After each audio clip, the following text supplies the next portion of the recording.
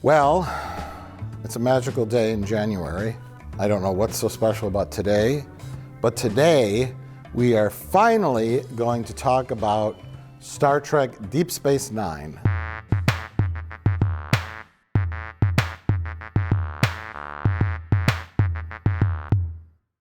So we've talked a lot about TNG, of course. Yeah. TNG is my all-time favorite thing in the universe. It just is. Yeah, of course. And then there's TOS. We've talked about TOS. We've never really gotten into Deep Space Nine because I don't know if we're on the same page with it. Not entirely. Here's the thing with Deep Space Nine for me. I was very into TNG, and Deep Space Nine came out, and it was on Channel 9 WGN, which WGN was just not on my personal radar. I associate WGN with old people news and the Bozo Show. Bozo. So, I'd get home from school and it wasn't on my TV surfing list of channels. I only saw Deep Space Nine in its original run sporadically. Mm-hmm. And because especially later Deep Space Nine is so serialized, it wasn't the best way to view it. I did, years after the fact, I have sat down, I've watched the entire series, but I've only done it once. Oh, okay. Okay. So this is pretty fresh for me. Interesting. Yeah. Interesting. See, I was. It's weird to. You got deep into it when it was coming out. Oh yeah. It's weird to go back and think about how TV was so different back then. Like you said, WGN. Mm-hmm. The network to me wasn't a concern at all. My remote went to WGN. Was it on at some weird time? Because I almost never caught it when it was airing. Yeah. And I caught it once. It was it was 2 a.m. It was they were just airing whatever. That was the first episode of Deep Space Nine I ever caught. I'm like, oh, it's 2 a.m. I'll watch the first ever episode of Deep Space Nine I've ever seen. Right. Around the time it was weird because TNG was in its heyday. I think this was 93 it came out. Yeah. And then it was so different from TNG, and that's the point. Mm-hmm. And that's why I love it so much now. It's just such a departure, it's such a risk. Watching it back then, that first episode, I was like, I didn't really like the Bajorans. It's the Bajoran prophets, and who are all these characters? Everything's dirty. You turn it on, you're like, nah. And then a couple episodes, you're just like,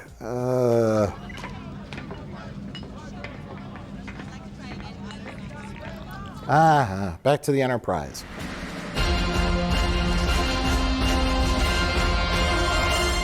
That's being a young person, Older fans, I'm sure, really appreciated the dark tone to it, the political overtones, and all the smart writing and all that. When you're younger, not so much. You want to see Data chase his cat down the hallway and try to stop a warp core breach. It's kind of a deconstruction of Star Trek.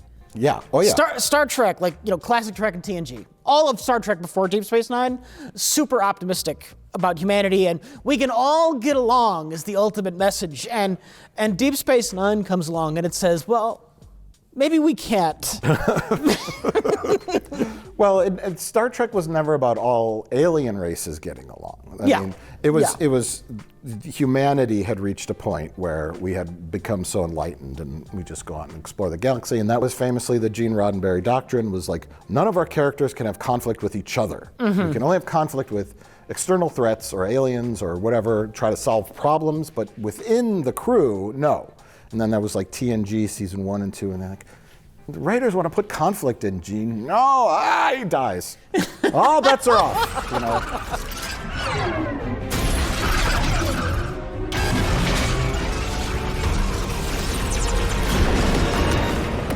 But I'm sure you're aware that there is a new show out called Starfleet Academy. I've seen the trailer.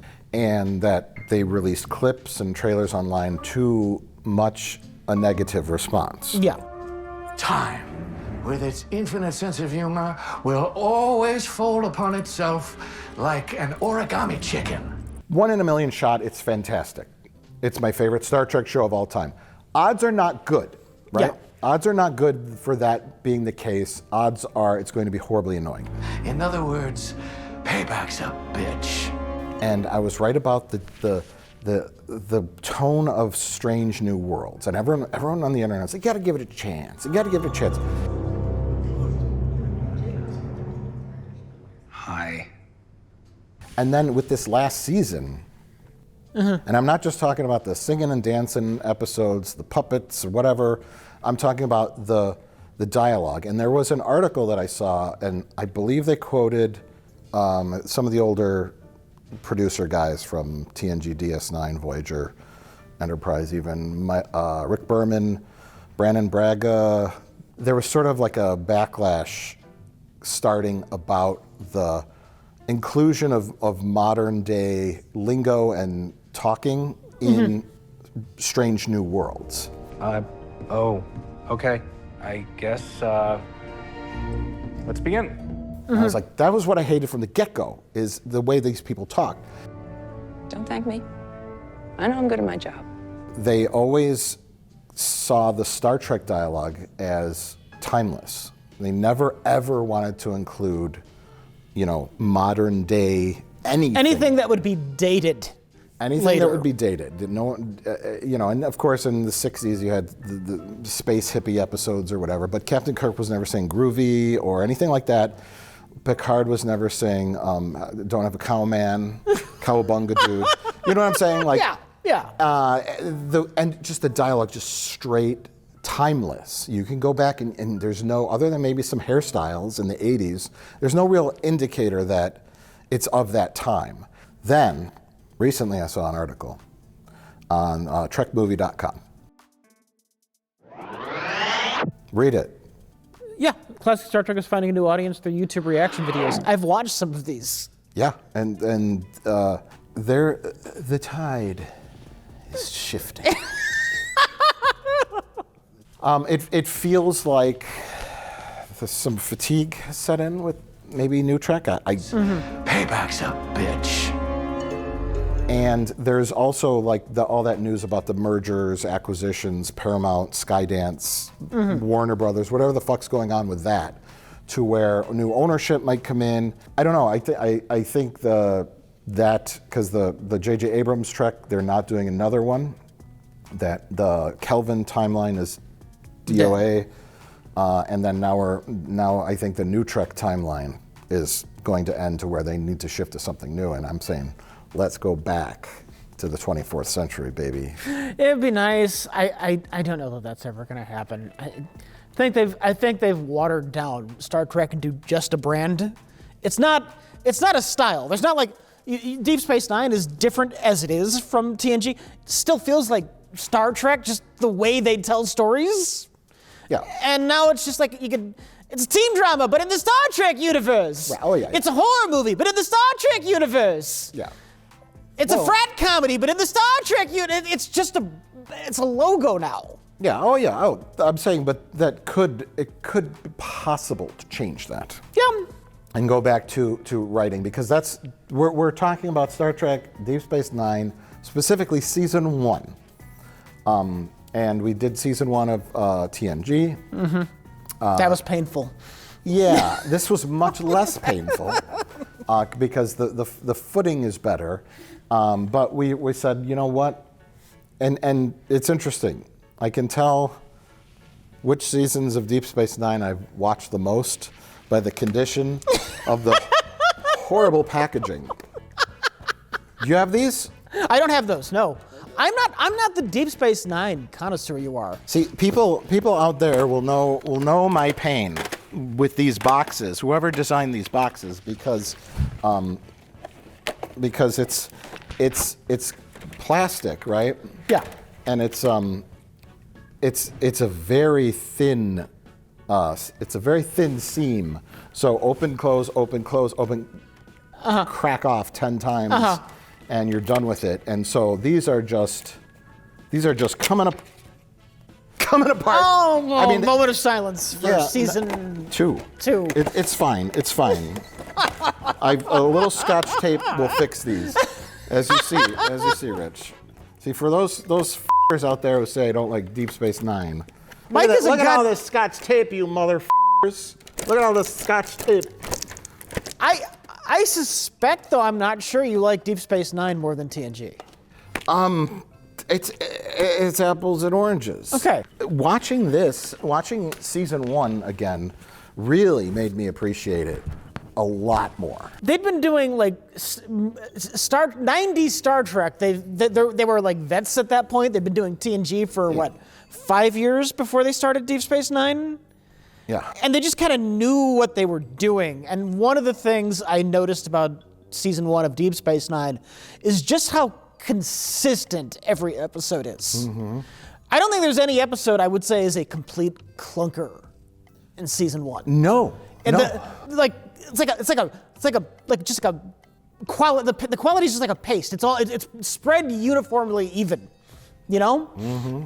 There's some bumps, there's some episodes, oh, that's a good episode. But, you know, they're all good. It's a good primer coat for the rest of the series. Yes. Lay down that solid primer coat. The only thing they changed was Kira's hairstyle, Odo's makeup, okay, and Rom's voice.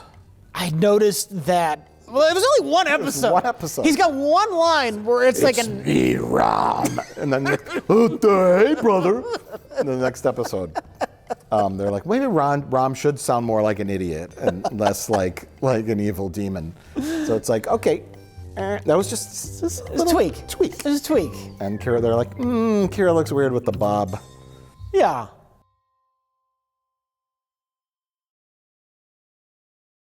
Well, let's talk about season 1 of Star Trek Deep Space Nine. We have our Divined Helm, in case you have not seen our video about that. We purchased this prop, and it was in a wrecked state, and we restored it as best we could. To a mounted wrecked state. No, well, we cleaned it up. Yeah, we cleaned it up. We cleaned it up. You can't fix the cracks. It's one of my favorite things we own. It's from the I think 3 seasons of the Defiant. Yeah. And it got blowed up. And this isn't relevant. This isn't relevant for 2 more seasons. Yeah. Yes. This prop is not in the first season of Deep Space Nine. But we're going to talk about all the episodes mostly briefly and then highlight our favorites. And you don't need a certain number of favorites. I picked 5. Stand by to launch. Ready? Before we get into Deep Space Nine, too, I also wanted to talk about something really quickly. Okay.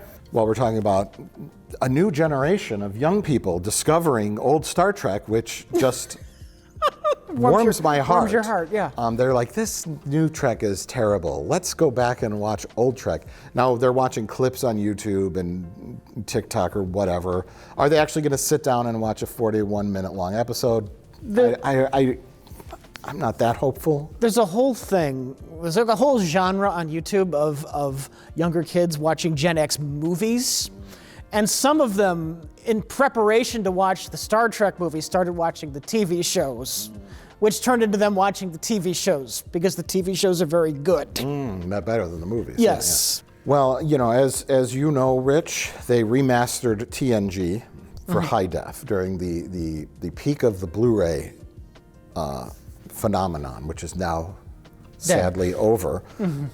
And although TV is in high definition, so this is not a moot point, they remastered TNG.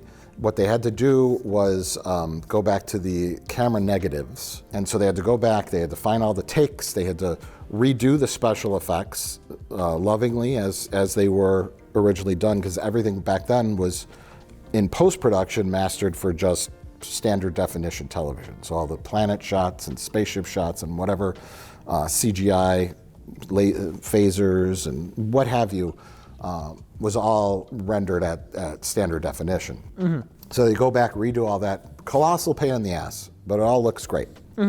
I've watched the documentary called What We Leave Behind. I don't know if you've watched that. I haven't watched it. I probably should. It's really good. It's just interviewing everybody about the show. They're just talking about memories, and it's not like a great looking documentary, but it's really interesting. And at the end of it, you'll find this part fun, is the writers, they bring back the writers' room, and I think I heard about this. They just kind of spitball a new episode. Like that would take place. Where would these characters be 20 years later? Years later.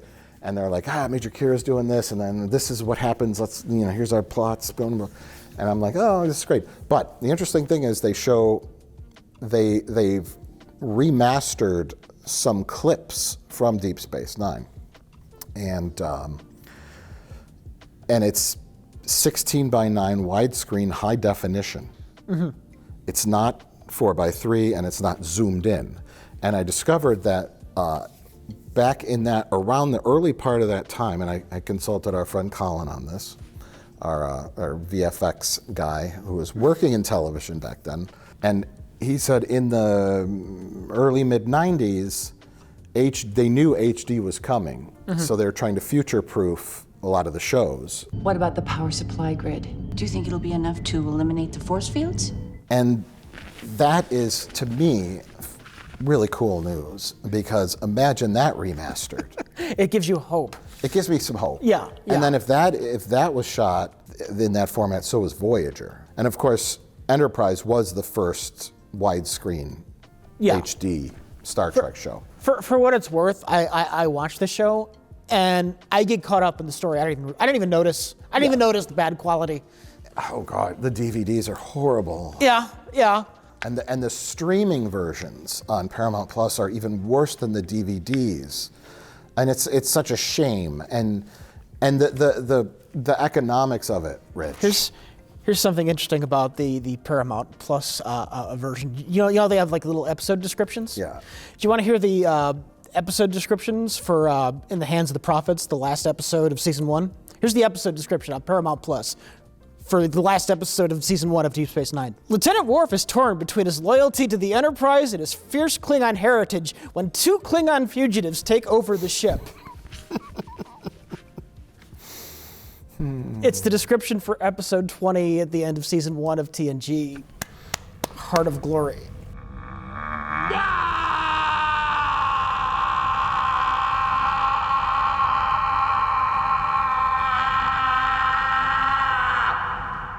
The point is they could go back to the camera negatives, rework that whole show. I mean, there's so much work that would have to be done, of course. Mm-hmm. But they're not going to sell. I mean, they could sell some Blu-rays, but it wouldn't sell as well as TNG did back in the Blu-ray heydays. They could remaster it for streaming, but all they need is the name. The show is on the streaming service, and they don't care. They don't care. There's nothing in it. There's nothing in it for them. The economics aren't there. Yeah. Like you said, hope. Mm-hmm. Hope that a higher quality version of the show will someday exist, and the hope is starting. The cracks are starting to form in perhaps the downfall of New Trek, and then the younger generation now discovering that an actual well-told story by characters that aren't acting like imbeciles. Whatever tweaks your freak, pal. Is magical, right? Yes. And yes. That's what we have here. Season 1 of Deep Space Nine, not completely flawless, but also has, to me, one of my favorite episodes of all Star Trek in it. Ooh, okay. Season 1 specifically. Season 1 specifically. Okay. Now let's begin. Ready?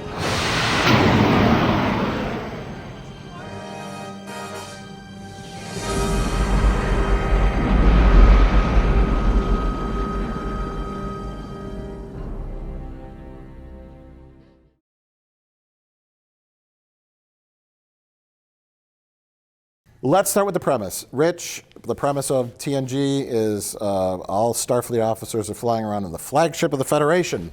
Yeah. Exploring strange new worlds, seeking out new life and new civilizations. Deep Space Nine is... We're not going to explore anything. This whole show is going to take place on this stationary space station. And no one wants to be there. And everyone dislikes each other and mistrusts each other. Yes. And you're thrown into basically post-World War II, post-Civil War Reconstruction era nightmare. Yes.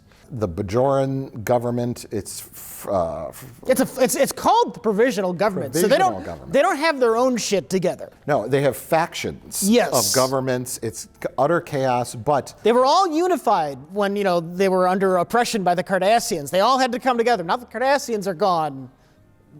It's a political powder keg. Yeah. And they have taken up post on a space station that Terok Nor, aka Deep Space Nine, as it's renamed, which was a Cardassian space station. The Cardassians have fled. The Bajorans took it over, but they're co-running it. Well, technically, Starfleet's running it with a Bajoran liaison named Major Kira, and just until things sort of even out. Mm-hmm. And the Federation would very much like Bajor to eventually just join the Federation. The Bajorans just want a guarantee the Cardassians won't come back. The Cardassians want the whole thing to fail, and then the fucking wormhole opens up. Mm-hmm. Wow. So now this political powder keg is sitting on which I can't think of a good analogy for what the wormhole is. It'd be like if in Panama Canal. It'd be like if in Christopher Columbus's day, just suddenly a magical hole opened up in Ethiopia that led straight to the New World. You just walk through into the New World. That's what the wormhole is. Okay. Yeah. Fair enough. Maybe China. Maybe China. But yes, good analogy. And while at the same time the United States is struggling to form a government. So let's say not Christopher Columbus's time. Let's say right after the Revolutionary War, a wormhole opens up that leads right to China. I don't know. There's some analogy there. Who knows? But and to top it all, our main character is Commander Benjamin Sisko, who hates Starfleet. He's very bitter. He was ready to resign. He was ready to resign and go into civil service, remember? Yeah. And they convinced him not to and to take up this post. So yeah, he was on the Saratoga in the Battle of Wolf 359 when the Borg attacked, which was Picard as Locutus, and they blew up his ship and his wife died. He managed to save his son. Nice single dad. He does not want to be there. And then he's at odds with Major Kira, our hot-headed Bajoran liaison. Now she's a terrorist. She's a former terrorist. She is a former fucking terrorist, and now she doesn't know what the fuck to do with herself. I have been fighting for Bajoran independence since I was old enough to pick up a phaser. We finally drive the Cardassians out, and what do our new leaders do? They call up the Federation and invite them right in. The enemy she's been fighting her entire life is gone, and now she finds herself in a very different place in life. What you call terrorist, oh yeah, no. I call freedom fighter. Exactly. Exactly. There's those kinds of issues. But people in the show do use the word terrorist to describe her. Yeah. Don't ask my opinion next time. To counter Sisko, we have Dax and Bashir. Bashir is a plucky young doctor who is just bright-eyed, bushy-tailed, and excited for his first post. I kind of like that early version of Bashir. Oh God, Bashir more. Yeah. Just the naive. Oh yeah. Rather than the he's later naive. season. He's very arrogant. Yeah. And those are interesting qualities. He's not a boring character. See, I like all these characters better than as much as I like characters. as much as TNG is my comfort food, and I love TNG, and I love I've heard it called competency porn. I will admit that like the characters in Deep Space Nine are probably all more interesting. Yeah. Agreed. Continue the analysis. Keep me informed. Oh, sure. Yeah. They all could very much pass the Plinkett test. TNG not so much because TNG still had the no conflict. The Roddenberry, I don't want to say stink. No, it's not stink. It's just a style that not all of the writers at the time jibed with. It had the Roddenberry echo. Restrictions. Yeah. The restrictions. Where it's like Geordi, he's an engineer. You know, his thing is that he's blind and uses this device. Mm-hmm. Yeah. No, yeah. He's also, later he's the guy who can't get a date. But that's about it. And Beverly Crusher, she's a the Doctor.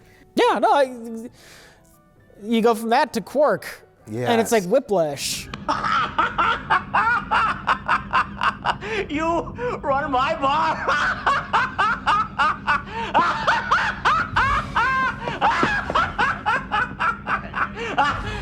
Quark is like one of my favorite characters in all of Star Trek. Yeah.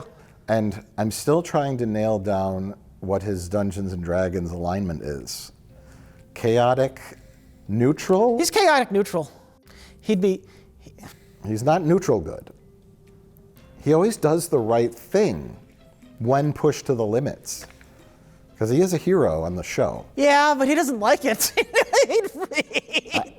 I wouldn't say it's debatable. It's debatable, but that's what makes him so interesting. Yes. And then Dax is probably the least interesting, although she has the backstory with the past lives and all that. Did you get the impression that I did in some of the early episodes that they were hinting at a romance between her and Cisco? Yes, but Curzon was, She's not Curzon. No, you two aren't, I mean... Oh, no. Dax? Yeah. No. Like the very first couple of episodes, and then they thought, no, this is too weird, and dropped it. Yes, that would be extremely strange. Before they acknowledged that she was once Curzon? No, after that, but like they toyed with that. Oh, this is a really interesting angle, and then someone said, no. I No. never got that impression. No? Okay. Oh, no. Did you know the show, Kira was originally supposed to be Rolaren? I am not at all shocked. I'm assuming the reason she's not is for similar reasons as to why Tom Paris wasn't that ensign from that one TNG episode. According to internet facts, whatever, IMDb, is that Michelle Forbes didn't want to sign a 6-year contract. Okay. They were okay with it. Because, they had Chief O'Brien there. Yeah, that's true. That's true. So she just didn't want to, she probably wanted to do it, but didn't want to commit for 6 years, 7 years, whatever it was. I think show's probably better for it because she's not in Starfleet. Oh yeah, it works. Well, she would have, the character probably would have been, I've quit Starfleet and I've become a Bajoran liaison, whatever. Right.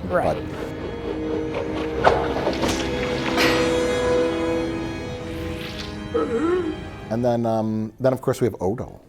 Yeah.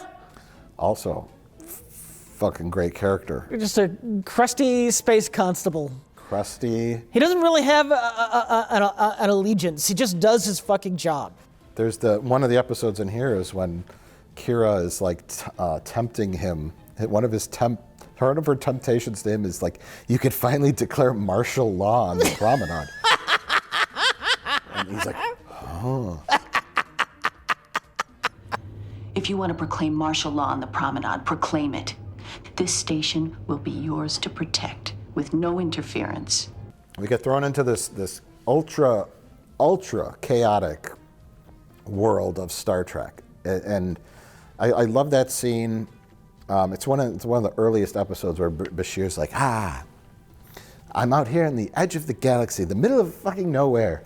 It's such an adventure. Frontier medicine. No man's land. The worst place in the galaxy. And he's telling that to Major Kira. And she's like, this is my home, right? And it's like, This wilderness is my home. Cardassians left behind a lot of injured people. Doctor, you can make yourself useful by bringing your Federation medicine to the natives. so all these characters do not belong together whatsoever. And then poor overworked Miles O'Brien. And then Miles O'Brien. He regrets his life choices. I don't know what made him take up this post. The challenge of the engineering aspect of it. He was sick of running that transporter. This is all he did all day. He was sick of it. I love that scene when Picard's like, Miles O'Brien, transporter room 3. This one's your favorite, right? This is your favorite transporter room, isn't it? Number 3. Yes, sir. Yes, sir. Good old transporter room 3. It's like that's all he knows about him. They're all the fucking same. It's like Picard was mocking him. Yeah. Yesterday, I called down here, and I asked for you without thinking. A very well thought out, great cast that even includes an alien bartender as one of the mains. The head of the Promenade Realtors Association, or Merchants Association, sorry. And off we go. And we're going to talk about our very first episode called. Also, the other characters I found I ended up liking a lot just because you get a different point of view on things. Jake and Nog. Oh, yeah. I like their friendship a lot. Jake and Nog. Yeah. Jake and Nog. Everyone else is doing the big, political stuff, and they're just. Let's look at the ladies down at the promenade. And they're just slice of life mischief. Now, real quick, types of Star Trek episodes. Okay, go for it. They hit them all, Rich. Alien threat episode, virus threat episode, fugitive episode, cave episode. Fugitive and cave episode. A lot of these blend. Evacuation episode, computer problem episode, character-focused episode, and day in the life of episode.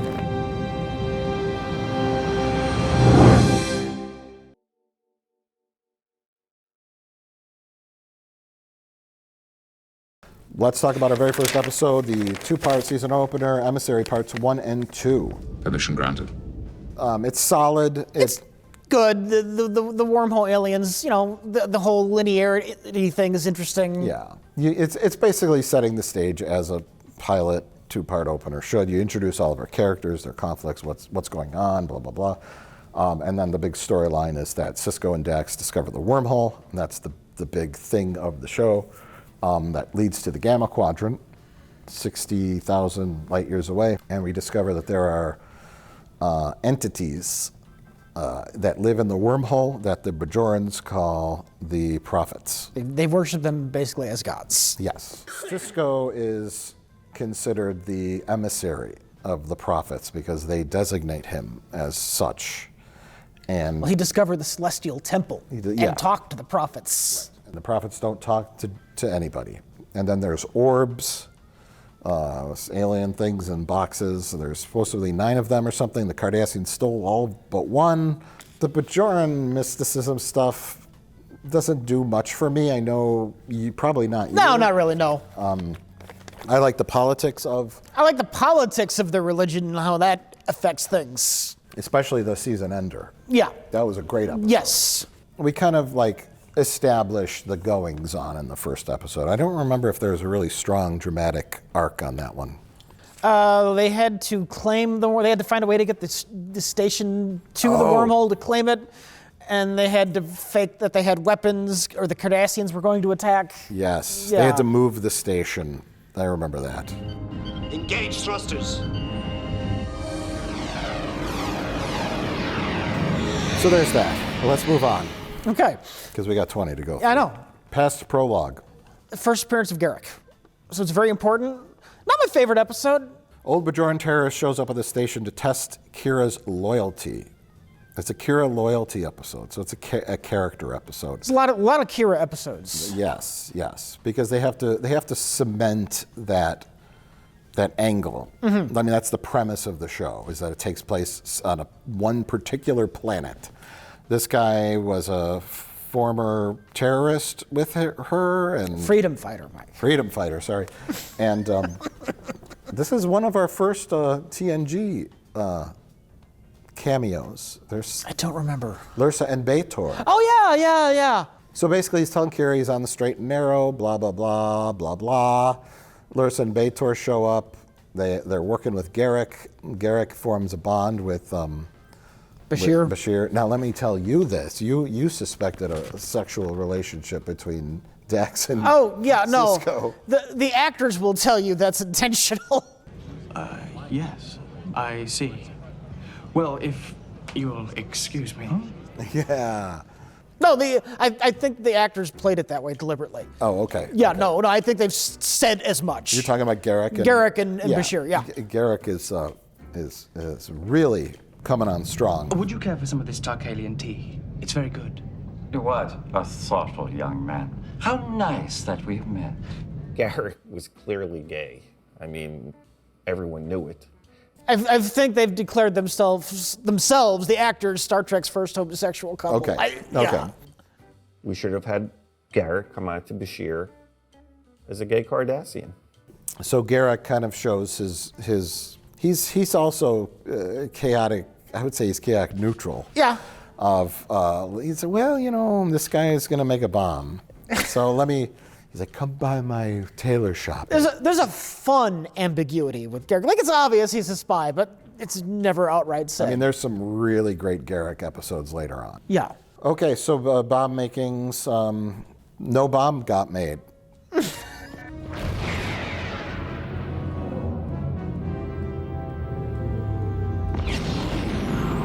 Because Kira and him fought on the runabout. You bastard, you lied to me. Where are your loyalties, Kira? Well, they're not for making bombs. Moving on. A Man Alone. I'm trying to see if you remember these. Not by episode title. Can I ask you a very personal question? Go ahead. Because I don't trust you one bit. Yeah. And because I think you're an amoral man, did you watch these episodes on like 1.5 speed? No. Or 2.5 speed? No. You watched them in real time? I watched them in real time. I was like cleaning and whatnot as I did it. I knew there was a catch.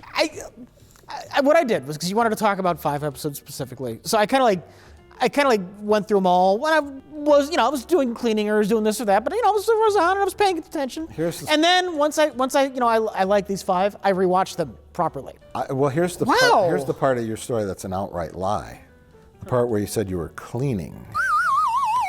This episode's called A Man Alone, Odo Murder Mystery. Oh, okay. Bashir is sexually harassing Dax. Yeah, that's the one uncomfortable thing I don't like about Bashir in season 1. You are remarkable. Julian, you and I need to have a talk about trills and relationships. There's a lot, I mean, it's the 90s, but... I like the naive angle. Maybe we could get together later for dinner. Or a drink. But that was lay off, man. Lay off. Yeah. It's a little. She sent you clear signals that she's not interested. Lay off. Yeah. Another wreck to Gino. It'll keep me up all night. I can think of better ways of keeping you up. Yes. So a guy shows up, and he gets I don't know. He gets killed. He wants revenge on Odo, so he clones himself. He clones himself, and he kills his clone, and he frames Odo for his own murder. Yeah. And then at the end, there's a Scooby-Doo ending, and they pull the mask off. Yeah. And he goes to jail for murdering his clone. Right. And then they're like, what's going to happen to the clone? I don't know. He's going to grow up to be a regular person. And Odo is vindicated. Okay episode. Okay. It's serviceable. It's not one of the classics. Next, Babel. Yeah, didn't care for it. Glass lunch, judge a bin to let in. Strike limits, flame the dark true salt. Please, Chief, take a seat. Way link complete. Way link! This is It's a TNG episode. It's a pure TNG episode. That's what I wanted to talk about. Babel and Captive Pursuit, the next episode. Which one was Captive Pursuit? I have it as Proto Jem'Hadar /Suliban. That creature. The guy that Miles O'Brien befriends. Yeah, that's a TNG episode. I half suspect some of these episodes were rejected TNG scripts that were modified. I would speculate you have a lot of the same writing team, and they don't quite know what Deep Space Nine's unique voice is yet. True, yeah, because they just don't know what to do yet, so they're falling back on what they know. It's a spaceship. Right. It's a space station. Well, an alien lands on it, and he's really mysterious. The makeup looks Proto Jem'Hadar, and he does the Suliban thing where he cloaks himself. Yeah. And basically he's like he's the hunt. And this belligerent alien race of hunters are chasing him. So an alien could have landed on the Enterprise, run around, befriended Geordi. They show up.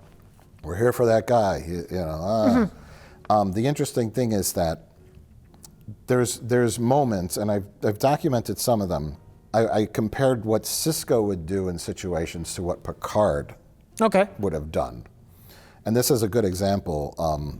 Will live out your existence on public display, where children can make fun of you.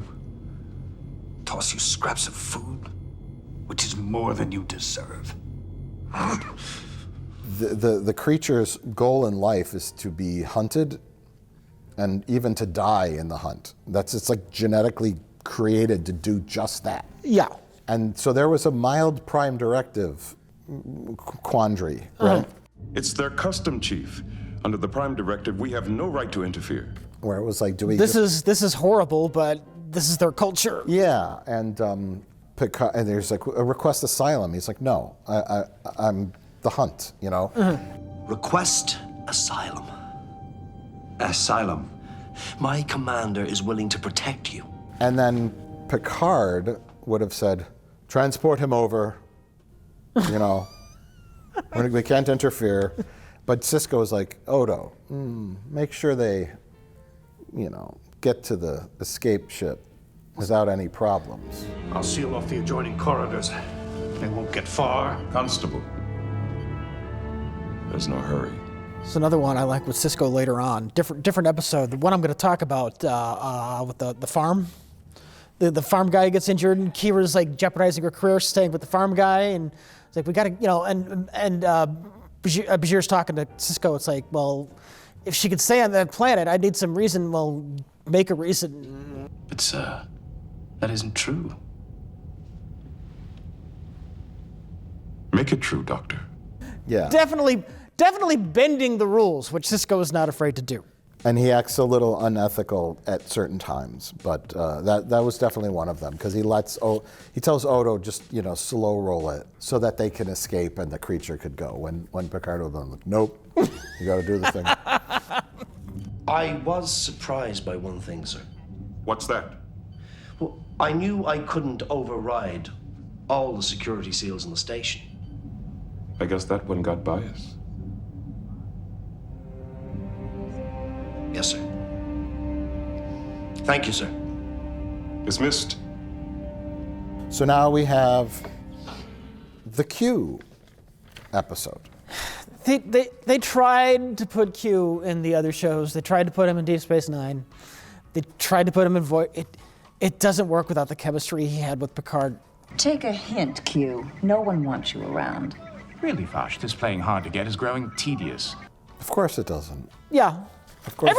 Everyone. By the way, everyone likes to point to that scene where Cisco punches Q as to how badass Cisco is.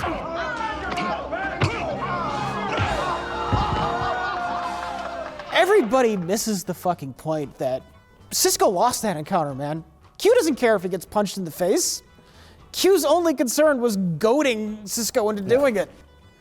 Well, that didn't prove how badass Cisco was. That proved that he was prone to anger. Yeah, no, then that's exactly what Q says right after that. Yeah. You hit me. Picard never hit me. I'm not Picard. You're much easier to provoke. How fortunate for me.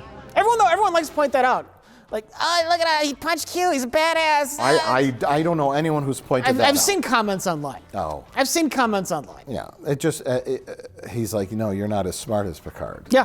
Picard wouldn't have let that happen. And that to me is like, I'm happy with that. Will I lit? You're fine. In fact, you're in remarkable shape. Oh, and Dr. Bashir also being very inappropriate towards Vash in the medical bay. Well, no sign of disease or malnutrition or parasitic infections. You sound disappointed. I am. Now I have no reason to keep you here. Was that even okay in the 90s? You know, was that even uncomfortable back then? Bashir was a go-getter. He just needed go get her. Oh, he just needed a good slap across the face. No, I like this episode. I have this as one of my favorites. I don't hate any of the episodes. It's just Q without Picard. It's just it's lacking. Yeah, it's lacking. Oh yeah, but as an episode in itself, you have Vash. You get to see the final result of Vash and Q's adventures across the galaxy.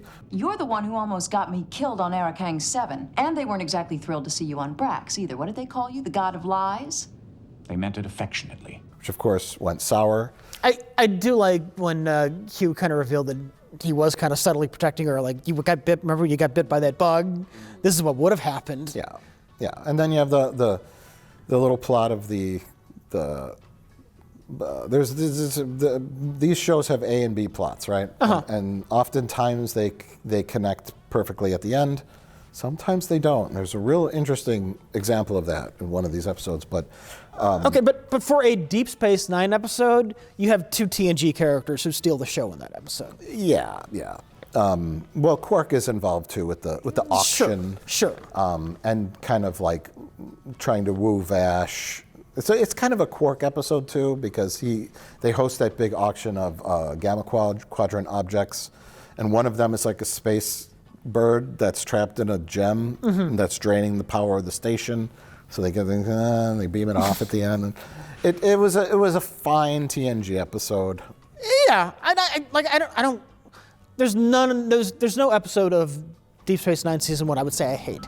Well, I guess in some ways I'm going to miss you too. Maybe I could drop in sometime. Oh, God, I hope not. Next, Dax. Yeah. Which I call, AKA, the measure of a Dax. I knew you'd get that reference. Yeah. Because that's what this is. Yeah. The legal problem is that Dax's past host, Curzon, is accused of murder. This episode exists so that the show can explain what a Trill is and how Trills work and how what is the nature of their symbiosis. Yeah, it's a character developing episode that's necessary for setting up the next 6 seasons of the show. And now the audience knows that Dax is a merger of Dax and the worm. Yeah. And not just Dax or not just the worm. Yeah. Well, I mean, it's explained, but this clarifies it more. Yes. Because there were Trills on TNG. That's what it worked differently. In TNG, it was kind of just the worm. Yeah, that's true. They altered it a little. But the premise of the episode is that Dax's former host, Curzon, was having an affair with the wife of this general on this planet. And it turns out that he was protecting the old lady. And so Dax, Federation Dax was quiet and didn't want to say anything in her own defense to protect his own lover. Yes. Because the general really died in like a disgrace. Yeah. He was killed by rebels or something, and he was a war hero and blah blah blah, and he didn't want to expose the affair. But the problem was like there was no precedent created to the legality of what happens if a prior host has committed a crime. And you could just assume or say that that's never happened on Trill World, ever? Well, I think it's fair to say it never happened with the world the crime happened on. But it was more about the drama, the secret, and the character of Dax not wanting to betray the trust of a former life. Fine episode. We have this new show. Dax is one of the major characters. We need to highlight this character and let the audience learn more about this character. I think is the primary reason this episode exists. Let's finish this, Commander.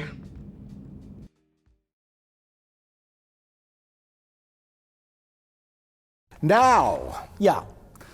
If I were to say there's a bad episode of season 1, it's The Passenger. Vantika! Rayo Vantika is obsessed with his own survival. Is that the brain-hopping alien? Yeah. What have you done to his mind, Vantika? It was necessary to render him unconscious for the time being. It did nothing for me. Vantika is a psychopath who this is what do I call it? Fugitive. So the ship arrives, and there's Vantika, and he's in stasis, and he's a psycho, and we're having engine problems. I don't remember why they come to the station, but we can't let Vantika escape. Then he's dead. He's in our morgue. Vantika has done everything he could to stay alive. He's prolonged his life through the use of drugs, cryogenics, transplants. as a medical supervisor in a high-security penitentiary. He used prisoners for his illegal experiments in cellular longevity. Cellular regeneration, stealing baby's blood, whatever and he's a really evil man. He's organized raids on government labs to steal bioregenerative research. I promise you, when he started that fire on board my ship, he had a plan to survive. And he's like basically Jason Voorhees. Like, you have to cut his head off and burn his body to make sure Vantika never comes back. But he does. I've been expecting you. I did like the resolution. Or the final fate of Ventica. That he took over Julian Bashir's body? No, they took him out, they got him in this petri jar, and they hand him to the lady. Oh, yeah. He's in your custody now. And then she just sets him down and vaporizes him. Yeah. Can't come back now. But my God, when Julian Bashir is Vantika and is doing the voice. But that's not possible. They should be shut down by now. It is me, Vantika. And also, they go on an alien spaceship, and it's like the reused Star Trek bridge from like 10 other ships. And the buttons are all like the Federation Elcars panels, and they just throw like a red cloth over a couple of things. It's just like lazy. They needed to have 20 episodes because this is before seasons were just 8 episodes long. It was a sloppily done episode with a stupid premise. So it's a filler episode. Next up, I have an asterisk next to this, which means it was one of my favorite episodes of season 1. Okay. It is called Move Along Home, the kids' game. Here's why it's my favorite episode. It's a spite pick. Okay. Because there's an episode in Strange New Worlds where an alien takes over everyone's minds and makes them sing and dance and do musical numbers, right? Yeah. Why you only calling us when you got your dramas? One of these days we'll repay you, we'll slay you. Gonna draw your last breath. And they're like, the internet who defends that show were like, silly things happened in Star Trek already. I protest. I am not a merry man. So they Google what silly things happened in Star Trek. This comes up because there's a scene where they all have to do hopscotch. Oh, okay. Alma Rain, count to 4. Alma Rain, then 3 more. Alma Rain, then 3 more. Alma Rain, if you can see. And so they point that out as an example of something silly that happened in Star Trek. And rewatching this episode, it ain't all that silly. No. In fact, why I like this episode is that with some tweaks, it could very well be a TOS episode. Yeah. All you need to do is have Kirk, Spock, McCoy, and 3 red shirts and a female. You need a female ensign. Female ensign who's a linguistics expert or a games expert. But I studied alien games in the academy. All get sucked up into this game and have a weird mastermind guy, Scotty, trying to figure out how to get them out of this game, and then have little game pieces that look like the characters. And then in the game, a red shirt dies horribly. And then the bad guy crushes the little figure. and he's dead. And then, of course, they kill the female, too. Who would you have playing the game? She's dead, Jim. Who would be in Quark's spot in the TOS version of this? Playing the game? Yeah. Bones? Do you have it be Bones? No, Bones would be in there. Yeah, because he has to be with Kirk and Spock. He has to say he's dead, Jim. Maybe like Uhura and some ensigns who are like... Oh, Chekhov. Uhura and Chekhov. Chekhov, yeah. Because they're like the most like lighthearted of the... Sulu's a little too like, I'm Sulu. Yeah. And Scotty is just too busy. Uhura and Chekhov go into the lounge. And then, bling, like an alien appears. Hello, would you like to play a game? They'd be on like shore leave. They'd on some space station. Yeah, the ship would be docked. Yeah. Shore leave would make more sense. Like, hello, My name's Grumlunda, and I'm from the Glorgon sector. I have a game. Ooh, Chekhov, I do love games. And they would be playing the game, and Scotty would have to like find out like where everyone went, and you'd pinpoint it down to the planet. And then of course everyone but Kirk, Spock, and Bones would die, like the real die forever. For real. Yes. And that's the problem with this episode is that there's no stakes, and I think Bashir even says himself, he goes, I'm quite happy with the stakes. We're playing for our lives here, Doctor. I don't think you're taking this very seriously. On the contrary, Major. I find the stakes to be highly motivating. I think it's supposed to be a subversion at the end. There were no stakes all along, but I don't know. It fell flat for me. It did, but the idea of it, because I've often said TOS is a horror program. Yes, it's not a sci-fi program. You are right. You are correct. Lots of terrifying things happen in that. Like it's like when the people get crushed.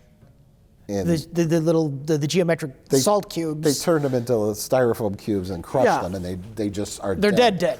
Under no circumstances shall anyone beam down from the Enterprise. They'd be killed the moment they arrived. Kill! Kill! Kill! Kill! And that doesn't happen quite enough in Deep Space Nine, and this would have been a fun episode, trapped in a game. But the reason why I'm picking it as the greatest episode of Star Trek of all time is because scum on the internet point out this as a silly episode. Okay. Now there is a sillier episode that seems to have flown past their radar. Of Star Trek in general? Of season one. Season one, okay. That is a stupid episode. Is that their brains are taken over by other personalities from Dead Civilization? We'll skip right to it, and we'll come back. Okay. It is called If Wishes Were Horses. Oh, yeah. That was the one I was thinking felt like a TOS episode. Yeah, it's similar. The crew's wishes manifest into real-life people characters, blah, blah, blah, blah, blah. It's okay, but they missed a lot of opportunities for good character development. Mm-hmm. To be fair, it wasn't your wish, it was just your imagination. Imagination. What you were imagining came true, okay. Specifically. Yeah, that's true. Because Dax was trying to, using her scientific brain to try and figure out what was going wrong, and she was thinking, well, maybe it's because this weird explosion thing that happened, and oh no, that's what's happening, because she was thinking about it. I want to make it that because that's in the title of the episode. Yeah. It makes more sense than just imagination. Imagination. But then there's that stupid part where Odo's like, everyone has to stop using your imagination. And it's just like, oh God. I'm going to have to ask you all to please refrain from using your imagination. And see, that's kind of a dumb episode in the line of we're all singing and dancing, or now we're all suddenly Muppets, which is just too extreme. This is acceptable, too extreme. And it's a matter of taste. There's no rule.